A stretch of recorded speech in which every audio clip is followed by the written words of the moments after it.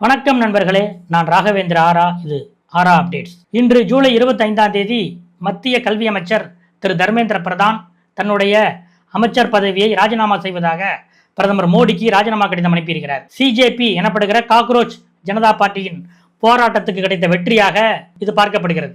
அதாவது கடந்த சில வருடங்களில் நீட் தேர்வு வினாத்தால் அடிக்கடி லீக் ஆகி எவ்விதமான அடிப்படை தகுதியும் இல்லாதவர்கள் எல்லாம் நீட்டிலே வெற்றி பெறுகிறார்கள். கடுமையாக உழைத்து படித்த மாணவர்கள் நீட்டை எதிர்கொள்ள முடியவில்லை.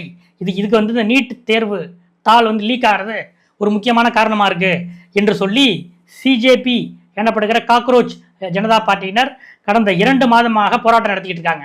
அதாவது இந்த பார்ட்டி உருவான விதம் அப்படின்னு உங்க எல்லாருக்கும் தெரியும். கடந்த மே மாதம் 15ஆம் தேதி உச்சநீதிமன்றத்தில் ஒரு வழக்கு வருது. அதாவது போலி சட்ட பட்டங்களை பல பேர் வச்சிருக்காங்க அப்படின்றது சம்பந்தப்பட்ட அந்த வழக்கில் உச்சநீதிமன்ற தலைமை நீதிபதி சூரியகாந்த் ஒரு வார்த்தையை சொல்றாரு. அதாவது இந்த போலி சட்டப்பட்டங்கள், அந்த எல்எல்பி உள்ளிட்ட சட்டப்பட்டங்களை போலியாக வாங்குபவர்கள் பற்றி அவர்கள் கரப்பாம்பூச்சி மாதிரி வந்துடுறாங்க, எங்கிருந்து வர்றாங்க அப்படின்னு தெரியல என்ற நோக்கத்திலே என்ற ஒரு பொருள்படும்படி உச்சநீதிமன்ற தலைமை நீதிபதி சூரியகாந்த் அந்த காக்ரோச் அப்படின்ற வார்த்தையை பயன்படுத்துறாரு. இந்த நிலையில் அமெரிக்காவிலே இருக்கிற பாஸ்டன் நகரிலே அங்கே படித்துக் கொண்டிருக்கிற இந்தியரான அபிஜித் திப்கே என்ன பண்றாரு, இந்த கரப்பாம்பூச்சிகள்லாம் ஒன்னா சேர்ந்தா என்ன ஆகும் அப்படின்ட்டு ஒரு பதிவு போடுறாரு. அதாவது இந்த ஊடகங்கள்ல எப்படி இந்த நியூஸ் வந்துச்சுன்னா, உச்சநீதிமன்ற தலைமை நீதிபதி ஏதோ நாட்டிலே படித்துவிட்டு வேலையற்று இருக்கும் இளைஞர்களை உச்சநீதிமன்ற தலைமை நீதிபதி காக்ரோச் என்று சொன்னதாக ஒரு இன்டர்பிரேஷன் சில மீடியாக்கள்ல, சில டிஜிட்டல் மீடியாக்கள்ல வெளிவந்தது. அந்த அடிப்படையில் அமெரிக்காவிலே இருக்கிற இந்தியரான அபிஜித் இந்த கரப்பான் பூச்சிகள்லாம் ஒன்று சேர்ந்தா என்ன ஆகும் அப்படின்ட்டு ஒரு பதிவு போடுறாரு.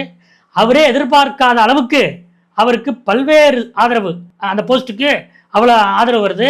உடனடியாக அடுத்த சில நாட்களில் காக்ரோச் ஜனதா பார்ட்டி என்று அதற்கு ஒரு பெயரை கொடுத்து அதற்கு ஒரு வெப்சைட்டை ஓப்பன் பண்றாரு, கூகுள் ஷீட் ஓப்பன் பண்றாரு. அதுல பல்லாயிரக்கணக்கான பேர் அந்த கூகுள் ஃபார்ம்ல இணைத்துக் கொள்கிறார்கள். அதற்கு அடுத்தது இன்ஸ்டாகிராமில் அக்கௌண்ட் ஓப்பன் பண்ணுறாரு. இன்ஸ்டாகிராமில் ஓப்பன் பண்ணி கிட்டத்தட்ட இன்று வரை 2.5 கோடி பேர் இன்ஸ்டாகிராமில் சிஜேபி காக்ரோச் ஜனதா பார்ட்டிக்கு ஃபாலோவர்ஸ் இருக்காங்க. இந்த அளவுக்கு அது வேகமாக வளர்ந்தது. காரணம், இது மாதிரி நீட் உள்ளிட்ட அந்த முக்கியமான நாடு தழுவிய எக்ஸாம்களோட பேப்பர் லீக் ஆகிறதுனால பல்வேறு மாணவர்களுக்கு ஏற்படுகிற இன்னல்கள் பற்றியெல்லாம் இவங்க பேச ஆரம்பிச்சு, இந்த காக்ரோச் அப்படின்றவங்க பேச ஆரம்பிச்சு இது கிட்டத்தட்ட ஒரு மிகப்பெரிய இயக்கமாக மாறியது. சில தினங்களுக்கு முன்பு கூட உச்சநீதிமன்ற தலைமை நீதிபதி மீண்டும் அந்த கருத்தை சொல்லியிருக்கிறார். நான் காக்ரோச்னு சொன்னது இந்தியாவில் ஒட்டுமொத்தமாக இருக்க இளைஞர்களை அல்ல, நான் அந்த போலி சட்ட பட்டம் பெற்றிருக்கிறவர்களை மீன் பண்ணி தான் சொன்னேன் அப்படின்ட்டு உச்சநீதிமன்ற தலைமை நீதிபதி ஒரு பக்கம் சொன்னாலும், இன்னொரு பக்கம் இந்த வரையறை, காக்ரோச் என்பதற்கான வரையறை மாணவர்கள் இளைஞர்கள் மத்தியில் இப்படியாக எடுத்துக்கொள்ளப்பட்டு அது மிகப்பெரிய ஒரு டிஜிட்டல் இயக்கமாக வளர்ந்தது. அதற்கு பிறகுதான் ஆன்லைன்ல இருந்த இயக்கம் முதல் முறையில் கடந்த ஜூன் முதல் வாரத்திலிருந்து ஆஃப்லைன் போராட்டம், அதாவது கிரவுண்ட் லெவல் போராட்டம், டெல்லி ஜந்தர் மந்தரில் போராட்டத்தை ஆரம்பிக்கிறாங்க.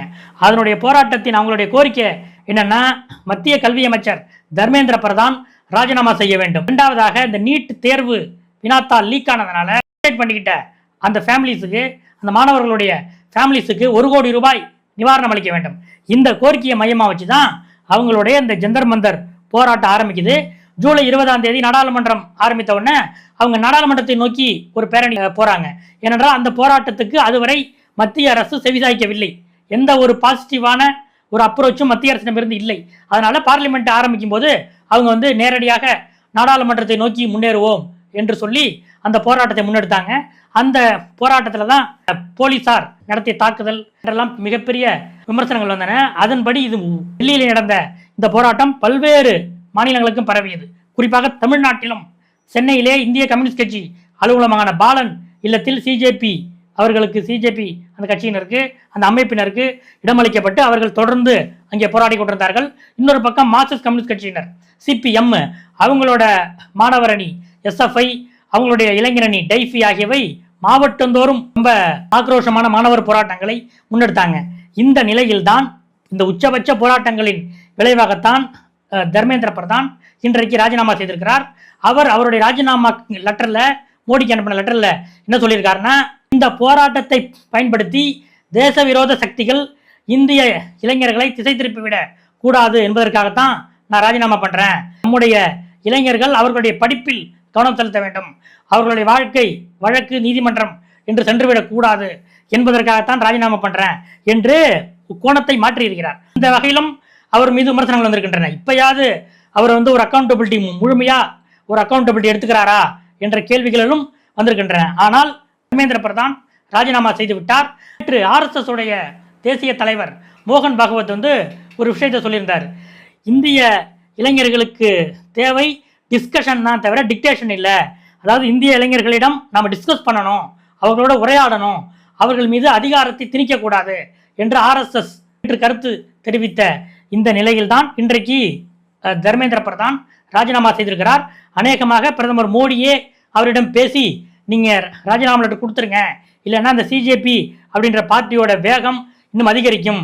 ஜென் இசட் அந்த இளைஞர்களை பிஜேபி எப்படி நம்ம ஹேண்டில் பண்ணுறது அப்படிங்கிறத நம்ம தொடர்ந்து கவனம் செலுத்தணும், அதனால் ராஜினாமா நீங்கள் பண்ணிடுங்க என்று பிரதமர் மோடியே திரு பிரதான் அவர்களிடம் சொல்லியிருக்கலாம் என்றும், அந்த அடிப்படையில் தான் பிரதான் ராஜினாமா செய்திருக்கலாம் என்றும் டெல்லி வட்டாரத்தில் கூறுகிறார்கள்.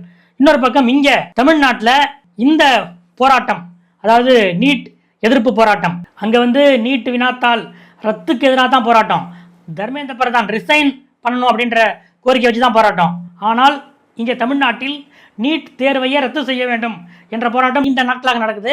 அதனுடைய அடுத்த கட்டமாக இந்த போராட்டத்திலும் அதுதான் வலியுறுத்தப்படுகிறது. நீட் தேர்வு ரத்து என்பதுதான், நீட் தேர்வு முழுமையாக ரத்து செய்யப்பட வேண்டும் என்பதுதான் இந்த போராட்டத்துடைய மையப்பொருளாக இருக்கிறது. சென்னையிலே டி நகரிலே இருக்கக்கூடிய இந்திய கம்யூனிஸ்ட் கட்சியின் மாநில அலுவலகம் பாலன் இல்லத்தில் தான் அந்த போராட்டம் நடக்குது. இதில் நம்ம நேற்று நாம் வெளியிட்டிருந்த வீடியோவில் சொல்லும்போது இதுமாரி பாலன் இல்லத்தில் நடக்குது, மாவட்டந்தோறும் சிபிஎம்மோட அமைப்புகள் போராட்டம் நடத்துது அப்படின்னு சொல்லியிருந்தோம். இந்த வீடியோவுக்கு நம்முடைய திராவிட முன்னேற்ற கழக நண்பர்கள் கமெண்ட் பண்ணியிருந்தாங்க, ஏன் நீங்கள்லாம் திராவிட முன்னேற்ற கழகம் இதில் போராட்டம் நடத்துது நீங்கள் பார்க்கலையா, பாலன் இல்லத்துக்கு திமுக முன்னாள் அமைச்சர்கள் சென்று ஆதரவு தெரிவித்தார்களே நீங்கள் பார்க்கலையா என்றெல்லாம் நம்மிடம் கேள்விகள் கேட்டார்கள். உண்மைதான், அவர்கள் பாலன் இல்லத்துக்கு சென்று ஆதரவு அளித்தார்கள். ஆனால் கடந்த 2-3 நாட்களாக திமுகவுடைய மாவட்ட செயலாளர்கள், முக்கியமாக வட மாவட்டங்களை சேர்ந்தவர்கள், சென்னை சுற்றுப்புற மாவட்டங்களை சேர்ந்தவர்கள் முன்னாள் அமைச்சர் ஏவா வேலுவுக்கு ஃபோன் பண்ணி, அண்ணா நீட்டு தேர்வு ரத்து செய்ய வேண்டும், நீட்டு தேர்வு ஒழிக்கப்பட வேண்டும் என்பதை திராவிட முன்னேற்ற கழகம் தான் இந்தியாவிலேயே தொடர்ந்து மிகப்பெரிய முழக்கமாக வச்சுக்கிட்டு இருக்கோம். இந்த நிலையில் இப்படி ஒரு தேசிய அளவில் இவ்வளவு பெரிய போராட்டம் நடக்கும்போது திராவிட முன்னேற்ற கழகம் நம்முடைய சார்பிலே ஏன் ஒரு ஆர்கனைஸ்டு போராட்டம் ஏன் இன்னும் அறிவிக்கப்படலை என்று திமுக மாவட்ட செயலாளர்கள் முன்னாள் அமைச்சர் வேலுவிட்ட கேட்டிருக்காங்க. வேலுவிடம் பேசிய சில திமுக மாவட்ட செயலாளர்களிடம் நாம் அவர்களிடம் பேசினோம். அதாவது வேலுவிடம் உரையாடிய மாவட்ட செயலாளர்களிடம் இதுபோல நீங்கள் இந்த கருத்தை நீங்கள் வலியுறுத்தினீங்களாமே என்று நாம் கேட்டபோது, ஆமாங்க இதில் என்ன தப்பு, இங்கே இருக்கிற ஆளுங்கட்சியான விஜய் தலைமையிலான தமிழக வெற்றி கழக அரசாங்கம் இந்த போராட்டத்தை ஒடுக்குது. இப்படிப்பட்ட இந்த நிலையில் டிஎம்கே தானே இந்த போராட்டத்தை பெரிய அளவில் முன்னெடுத்திருக்கணும்.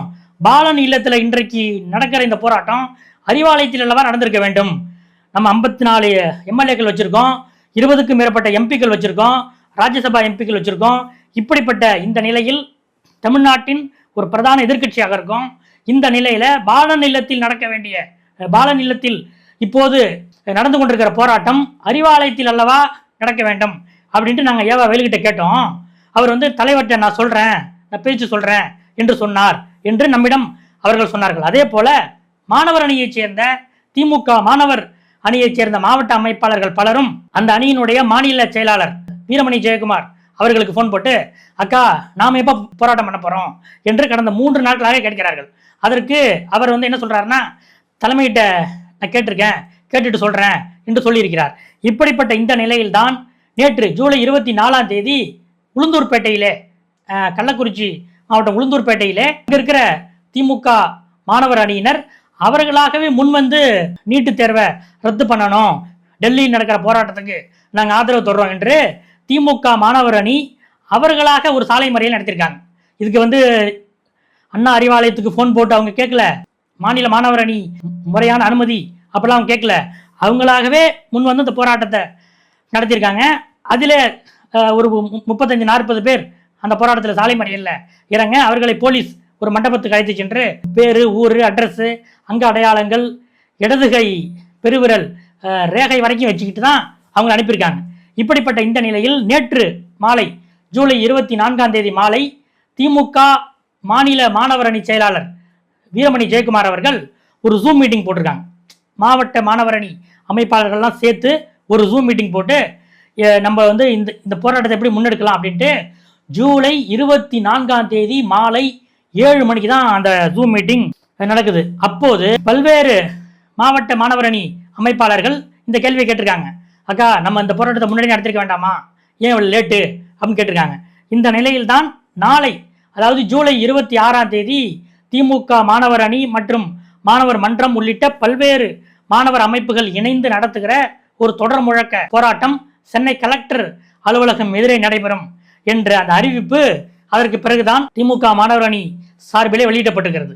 இந்த விஷயங்களை நம்மளுக்கு நேற்று நம்மளுடைய வீடியோவிலே திமுகவை நான் குறை சொல்வதாக எண்ணி சில கருத்துக்களை வெளியிட்டார்கள் அல்லவா, அந்த நம்ம நண்பர்களுக்கு இந்த தகவலை திராவிட முன்னேற்ற கழகத்துக்குள்ளேயே இதுதான் ஒரு விஷயமாக இருக்கிறது. அதாவது ஏன் நம்ம போராட்டம் நடத்தல, பாலநிலத்தில் நடக்க வேண்டிய போராட்டம் அறிவாலயத்தில் அல்லவா நடந்திருக்க வேண்டும், நாம் அல்லவா களம் அமைத்து கொடுத்திருக்க வேண்டும், நாம் அல்லவா மாவட்டமாக போராட்டம் நடத்திருக்க வேண்டும் என்று திமுக மாவட்ட செயலாளர்கள், திமுக மாவட்ட மாணவர் அமைப்பாளர்கள் இவர்களெல்லாம் கட்சிக்குள்ளே ஒரு குரல் எழுப்பி அதற்கு பிறகுதான் நாளைய இந்த போராட்டம் அறிவிப்பு வெளியிடப்பட்டிருக்கிறது.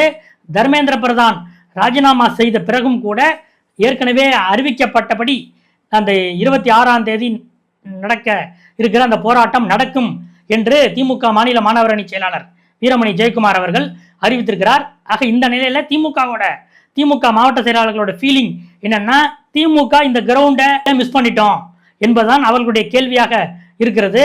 இதற்கு அது அவருடைய உட்கட்சி விவகாரம் என்றாலும் இது மாணவர் விவகாரம் என்பதால் அது மாவட்ட செயலாளர்கள் மூலமாகவும் சில மாணவர் அணி அமைப்பாளர்கள் மூலமாகவும் நம்மிடம் சொல்லப்பட்டது. அதை உங்களுக்கு தருகிறோம். இந்த தர்மேந்திர பிரதான் ராஜினாமா என்பது இளைஞர்களுக்கு கிடைத்த வெற்றியாகத்தான் இந்திய அளவிலே பார்க்கப்படுகிறது. அதாவது பாரதிய ஜனதா கட்சி வாட்ஸ்அப்பை முன்வைத்துதான் தேர்தலை எதிர்கொண்டது என்று அந்த கட்சி மேல எதிர்கட்சியினர் விமர்சனங்களை தொடர்ந்து முன்வைத்தார்கள். அந்த வாட்ஸ்அப்பை தாண்டி இப்போது இன்ஸ்டாகிராம் இளைஞர்களிடம் இந்த சிஜேபி இருக்கிறது, அதை எப்படி பிஜேபி எதிர்கொள்ளப் போகிறது என்று தேசிய அளவிலே ஒரு கேள்வி எழுந்திருக்கிறது. தர்மேந்திர பிரதான் ராஜினாமாவோடு இந்த விவகாரம் முற்றுப்பெற்றுவிடவில்லை. இதற்கு பிறகுதான் அரசியல் ரீதியாக மேலும் பல கேள்விகள் ஆரம்பிச்சிருக்கு அப்படிங்கிறதா உண்மை. அடுத்தடுத்த அப்டேட்டுகளோடு இன்னொரு வீடியோவில் உங்களை சந்திக்கிறேன். நன்றி.